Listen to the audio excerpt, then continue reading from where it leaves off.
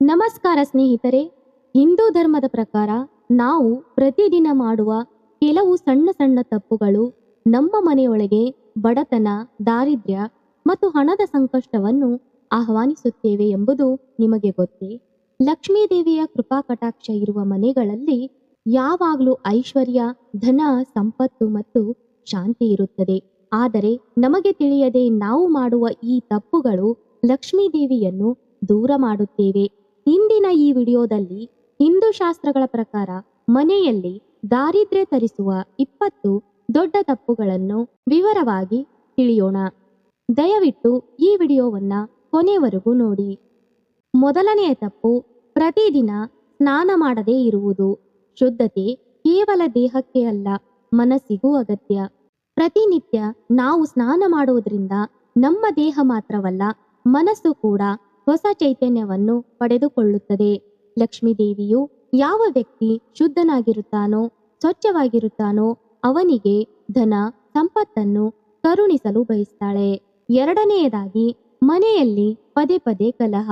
ಮನೆಯಲ್ಲಿ ಪದೇ ಪದೇ ಕಲಹಗಳು, ಕುಟುಂಬ ಸದಸ್ಯರ ನಡುವೆ ಭಿನ್ನಾಭಿಪ್ರಾಯಗಳು. ಮನೆಯಲ್ಲಿ ಲಕ್ಷ್ಮೀ ದೇವಿ ಎಂದಿಗೂ ವಾಸ ಮಾಡುವುದಿಲ್ಲ. ಲಕ್ಷ್ಮೀ ದೇವಿ ಶಾಂತವಾದ ಮನೆಯಲ್ಲಿ, ಸಾಮರಸ್ಯ ಇರುವ ಮನೆಯಲ್ಲಿ ನೆಲೆಸಲು ಬಯಸ್ತಾಳೆ. ಮೂರನೆಯದಾಗಿ, ಹಲ್ಲು ಅಥವಾ ತುಟಿಗಳನ್ನು ಕಚ್ಚಿಕೊಳ್ಳುವುದು. ಪದೇ ಪದೇ ನಿಮ್ಮ ಹಲ್ಲುಗಳನ್ನು ನೀವೇ ಕಚ್ಚಿಕೊಳ್ಳುವುದು, ತುಟಿಗಳನ್ನು ಕಚ್ಚಿಕೊಳ್ಳುವುದು, ಈ ಅಭ್ಯಾಸವು ದಾರಿದ್ರ್ಯ ಯೋಗವನ್ನು ಉಂಟು ಮಾಡುತ್ತದೆ. ನಾಲ್ಕನೆಯದಾಗಿ, ಮುಸ್ಸಂಜೆ ಸಮಯದಲ್ಲಿ ಮನೆ ಕತ್ತಲಾಗಿ ಇಡುವುದು. ಮುಸ್ಸಂಜೆ ಸಮಯದಲ್ಲಿ ದೀಪ ಬೆಳಗಿಸದೇ ಇದ್ದರೆ ನಕಾರಾತ್ಮಕ ಶಕ್ತಿ ಮನೆಗೆ ಪ್ರವೇಶಿಸುತ್ತದೆ. ಮುಸ್ಸಂಜೆ ಸಮಯದಲ್ಲಿ ಮನೆಯನ್ನು ಕತ್ತಲೆಯಾಗಿ ಇಟ್ಟುಕೊಳ್ಳುವುದರಿಂದ ಮನೆಯಲ್ಲಿ ನಕಾರಾತ್ಮಕತೆ, ಬಡತನ ನೆಲೆಯಾಗುತ್ತದೆ. ಮುಸ್ಸಂಜೆಯಾಗುತ್ತಿದ್ದಂತೆ ಮನೆಯಲ್ಲಿ ದೀಪವನ್ನ ಬೆಳಗಿಸಬೇಕು. ಮನೆಯ ಹೊರಗೆ ತುಳಸಿಯ ಬಳಿ ದೀಪವನ್ನು ಹಚ್ಚಿಡಬೇಕು. ಐದನೆಯದಾಗಿ, ಕೊಳಕು ಮತ್ತು ಹರಿದ ಬಟ್ಟೆ. ಕೊಳಕು ಮತ್ತು ಹರಿದ ಬಟ್ಟೆಯನ್ನು ಧರಿಸುವುದರಿಂದ ಹಣದ ಸಮಸ್ಯೆ, ದಾರಿದ್ರ್ಯ ಮನೆಯಲ್ಲಿ ಸೇರಿಕೊಳ್ಳುತ್ತೆ. ಯಾವಾಗಲೂ ನಾವು ಶುದ್ಧವಾದ ಬಟ್ಟೆಯನ್ನು ಧರಿಸಬೇಕು. ಶುಚಿಗೊಳಿಸಿದ ಬಟ್ಟೆಯನ್ನು ಧರಿಸುವುದು ಲಕ್ಷ್ಮೀ ಕೃಪೆಗೆ ಕಾರಣವಾಗುತ್ತೆ. ಆರನೆಯದಾಗಿ, ಮುರಿದ ಬಾಚಣಿಕೆಯಿಂದ ತಲೆ ಬಾಚುವುದು. ನಮ್ಮ ಹಿರಿಯರು ಮುರಿದ ಅಥವಾ ತುಂಡಾದ ಬಾಚಣಿಕೆಯಿಂದ ತಲೆಯನ್ನು ಬಾಚಿಕೊಳ್ಳಬಾರದು ಎಂದು ಹೇಳ್ತಾರೆ. ಅದರಲ್ಲೂ ಸುಮಂಗಲಿಯರಂತೂ ಇಂತಹ ತಪ್ಪುಗಳನ್ನು ಮಾಡಲೇಬಾರದು. ಇದು ವಿಶೇಷವಾಗಿ ಸುಮಂಗಲಿಯರಿಗೆ ಅತಿ ಅಶುಭ ಎಂದು ಪರಿಗಣಿಸಲಾಗುತ್ತೆ. ಏಳನೆಯದಾಗಿ, ದೇವರಿಗೆ ದೀಪ ಹಚ್ಚದೇ ಇರುವುದು. ಪ್ರತಿನಿತ್ಯವೂ ನಾವು ದೇವರ ಪೂಜೆಯನ್ನು ಮಾಡುವ ರೂಢಿಯನ್ನು ಬೆಳೆಸಿಕೊಂಡಿರ್ತೇವೆ. ದೇವರ ಪೂಜೆಯನ್ನು ಮಾಡಿದರೆ ಸಾಲದು, ಇದರೊಂದಿಗೆ ನಾವು ಪ್ರತಿನಿತ್ಯವೂ ಮುಂಜಾನೆ ಮತ್ತು ಮುಸ್ಸಂಜೆ ಸಮಯದಲ್ಲಿ ದೇವರಿಗೆ ದೀಪವನ್ನು ಹಚ್ಚಿಡಬೇಕು. ಪೂಜೆ ಮಾಡಿದರೂ ಮುಂಜಾನೆ ಮತ್ತು ಮುಸ್ಸಂಜೆ ದೀಪ ಹಚ್ಚದೇ ಇದ್ದರೆ ಪೂಜೆ ಅಪೂರ್ಣವಾಗುತ್ತೆ. ಎಂಟನೆಯದಾಗಿ, ಮನೆಯ ಮುಖ್ಯ ದ್ವಾರದ ಬಳಿ ಚಪ್ಪಲಿ ಎಸೆಯುವುದು. ಲಕ್ಷ್ಮೀ ದೇವಿ ಮುಖ್ಯ ದ್ವಾರದಿಂದಲೇ ಪ್ರವೇಶಿಸ್ತಾಳೆ, ಅಲ್ಲಿ ಅಶುದ್ಧ ಇರಬಾರದು. ಮನೆಯ ಮುಖ್ಯ ದ್ವಾರದ ಬಳಿ ಚಪ್ಪಲಿಯನ್ನು ಮನ ಬಂದಂತೆ ಎಸೆಯುವುದು. ಯಾವಾಗಲೂ ನಾವು ಹೊರಗಿನಿಂದ ಮನೆಗೆ ಬಂದಾಗ ಚಪ್ಪಲಿಗಳನ್ನು ಅಥವಾ ಶೂಗಳನ್ನು ಮನೆಯ ಮುಖ್ಯ ದ್ವಾರದಿಂದ ಒಂದಿಷ್ಟು ದೂರ ಇಟ್ಟು ಬರಬೇಕು. ಯಾಕೆಂದ್ರೆ ಲಕ್ಷ್ಮೀ ದೇವಿಯು ಮನೆಯ ಮುಖ್ಯ ದ್ವಾರದ ಮೂಲಕ ನಿಮ್ಮ ಮನೆಯನ್ನು ಪ್ರವೇಶಿಸುತ್ತಾಳೆ.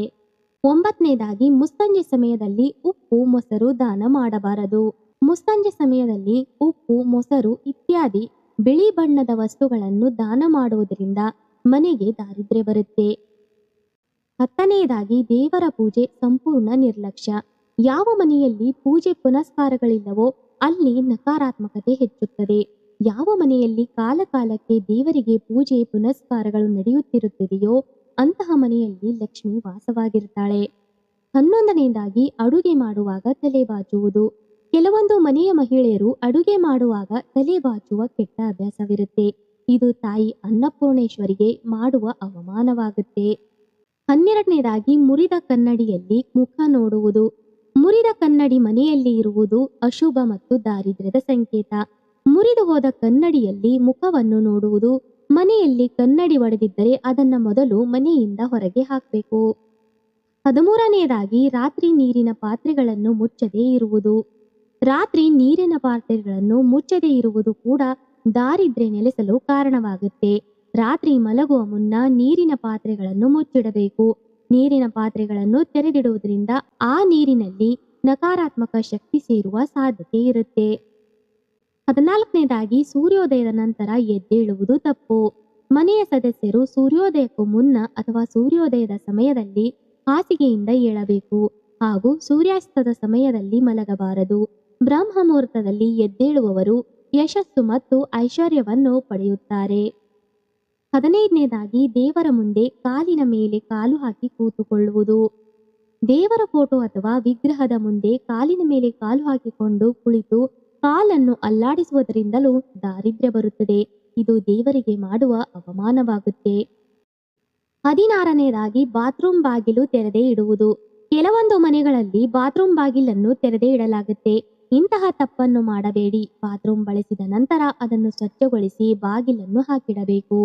17ನೇದಾಗಿ ಮನೆಗೆ ಬಂದವರನ್ನು ಅವಮಾನಿಸುವುದು. ಅತಿಥಿ ದೇವೋಭವ. ಅತಿಥಿಯನ್ನು ಅವಮಾನಿಸಿದರೆ ಲಕ್ಷ್ಮಿ ಹೊರಹೋಗುತ್ತಾಳೆ. ಮನೆಗೆ ಯಾರಾದರೂ ಬಂದಾಗ ಅವರನ್ನು ಅವಮಾನಿಸಿ ಕಳುಹಿಸಬಾರದು. ಸಾಧ್ಯವಾದರೆ ಅವರಿಗೆ ಏನಾದರನ್ನು ನೀಡಬೇಕು. 18ನೇದಾಗಿ ಹೊಸ್ತಿಲನ್ನು ಗೌರವಿಸದೇ ಇರುವುದು. ಹೊಸ್ತಿಲವೇ ಲಕ್ಷ್ಮೀ ಪ್ರವೇಶದ ದಾರಿ. ಅಲ್ಲಿ ನಿರ್ಲಕ್ಷ್ಯ ಮಾಡಿದರೆ ದರಿದ್ರ ಲಕ್ಷ್ಮಿ ಪ್ರವೇಶಿಸುತ್ತಾಳೆ. ಪ್ರತಿನಿತ್ಯವೂ ಹೊಸ್ತಿಲ ಪೂಜೆಯನ್ನು ತಪ್ಪದೇ ಮಾಡಬೇಕು. ಯಾಕೆಂದ್ರೆ ಹೊಸ್ತಿಲ ಮೇಲೆ ಮಹಾಲಕ್ಷ್ಮಿ ಮತ್ತು ದರಿದ್ರ ಲಕ್ಷ್ಮಿ ಇಬ್ಬರು ನೆಲೆಸಿರುತ್ತಾರೆ. ಅಂತಹ ಸಮಯದಲ್ಲಿ ಹೊಸ್ತಿಲನ್ನು ಗೌರವಿಸದೇ ಇದ್ದರೆ ದರಿದ್ರ ಲಕ್ಷ್ಮಿಯು ನಿಮ್ಮ ಮನೆಗೆ ಪ್ರವೇಶಿಸುತ್ತಾಳೆ. 19ನೇದಾಗಿ ಮನೆಯ ಮಹಿಳೆಯರನ್ನು ಅಳಿಸುವುದು. ಯಾವ ಮನೆಯಲ್ಲಿ ಮಹಿಳೆಯ ಕಣ್ಣೀರು ಬೀಳುತ್ತದೋ ಆ ಮನೆ ಎಂದಿಗೂ ಅಭಿವೃದ್ಧಿಯಾಗುವುದಿಲ್ಲ. ಮನೆಯ ಸ್ತ್ರೀಯರ ಕಣ್ಣಿನಲ್ಲಿ ನೀರು ಹಾಕಿಸಿರಿ. 20ನೇದಾಗಿ ಅಡುಗೆ ಮನೆಯಲ್ಲಿ ಡಬ್ಬೆಗಳು ಖಾಲಿ ಇರುವುದು. ನಿಮ್ಮ ಮನೆಯಲ್ಲಿ ಯಾವಾಗಲೂ ಅರಿಶಿಣ, ಕುಂಕುಮ ಮತ್ತು ಉಪ್ಪು ಸೇರಿದಂತೆ ಅಡುಗೆ ಮನೆಯಲ್ಲಿ ಡಬ್ಬಗಳು ಖಾಲಿಯಾಗದಂತೆ ನೋಡಿಕೊಳ್ಳಿ. ಡಬ್ಬಗಳು ಖಾಲಿಯಾಗುತ್ತಿದ್ದಂತೆ ಅದರಲ್ಲಿ ಏನಾದರೂ ತುಂಬಿಸಿ ಇಡಿ. ಖಾಲಿ ಬಿಡಬೇಡಿ. ಅರಶಿನ, ಕುಂಕುಮ, ಉಪ್ಪು ಎಂದಿಗೂ ಖಾಲಿಯಾಗಬಾರದು. ಖಾಲಿ ಡಬ್ಬೆ ಅಂದರೆ ಬಡತನದ ಸೂಚನೆ. ಸ್ನೇಹಿತರೆ, ಈ ತಪ್ಪುಗಳು ಸಣ್ಣದಾಗಿ ಕಂಡರೂ ಅವುಗಳ ಪರಿಣಾಮ ಜೀವನ ಪೂರ್ತಿ ಅನುಭವಿಸಬೇಕಾಗುತ್ತೆ. ಸಾಧ್ಯವಾದಷ್ಟು ಈ ತಪ್ಪುಗಳನ್ನು ತಪ್ಪಿಸಿ ನಿಮ್ಮ ಮನೆಯಲ್ಲಿ ಶಾಂತಿ, ಧನ ಮತ್ತು ಆರೋಗ್ಯವನ್ನು ಉಳಿಸಿಕೊಳ್ಳಿ. ಈ ಮಾಹಿತಿ ನಿಮಗೆ ಉಪಯೋಗವಾಗಿದ್ದರೆ ಲೈಕ್ ಮಾಡಿ, ನಿಮ್ಮ ಕುಟುಂಬ ಮತ್ತು ಸ್ನೇಹಿತರೊಂದಿಗೆ ಶೇರ್ ಮಾಡಿ. ಮತ್ತೆ ಇಂತಹ ಸನಾತನ ರಹಸ್ಯಗಳಿಗಾಗಿ ಸನಾತನ ರಹಸ್ಯ ಚಾನೆಲ್ಗೆ ಸಬ್ಸ್ಕ್ರೈಬ್ ಮಾಡಿ. ಜೈ ಶ್ರೀ ಮಹಾಲಕ್ಷ್ಮಿ.